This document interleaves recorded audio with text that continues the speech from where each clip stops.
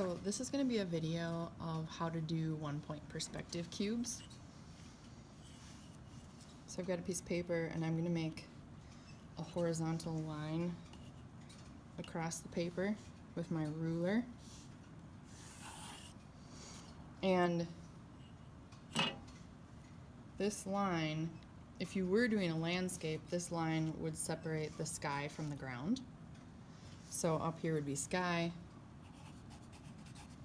down here would be the ground, and then the horizon line, which is what this is called, the horizon line would be at eye level. The next thing you want to do is make a vanishing point about in the center. And for this one, we're just going to make some three-dimensional cubes, so it doesn't matter if it's perfectly in the center. Then here's kind of like the rules for making these cubes. Number one, you want to make a square. Now you can do these three-dimensional shapes in 1-point perspective with other shapes, but if you're just learning how to do 1-point perspective, I would stick with a square for now. So I'm just going to choose somewhere on my paper, and I'm going to create a square with my ruler. And I'm not measuring, so my square is not going to be exactly even. Then number two, you're going to go corners to the VP, which is the vanishing point right here. So I line up corner to the vanishing point, make a line, corner to the vanishing point, make a line, corner to the vanishing point, and make a line. I don't do this fourth corner because I'm not making my cubes transparent. I don't want you to be able to see through them. Then, number three, I'm going to close it with parallels. So what I want to do, if I'm closing this side of my cube and I've got a vertical line here, I need a vertical line here. And when you do it, really make sure that your ruler is vertical. You can check it against the edge of your paper, right? If it's tilted, it won't match the edge of your paper. And then over here, if I'm closing this side and this is horizontal, this needs to be horizontal.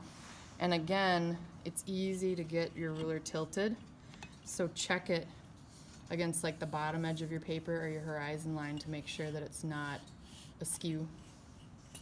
So then I've got a cube. You can erase these lines if you want, because they were just guidelines, so that you just have the cube floating there, but it's up to you. So I'm going to do another one down here. Number one, make a square. And I would do all your lines with a ruler, just for quickness here. I'm not, but if your lines are all wobbly, it really ruins the illusion. Number two, corners to the VP.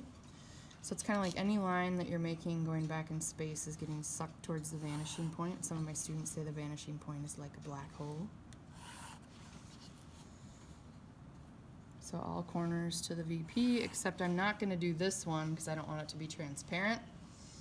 Number three, close it with parallels.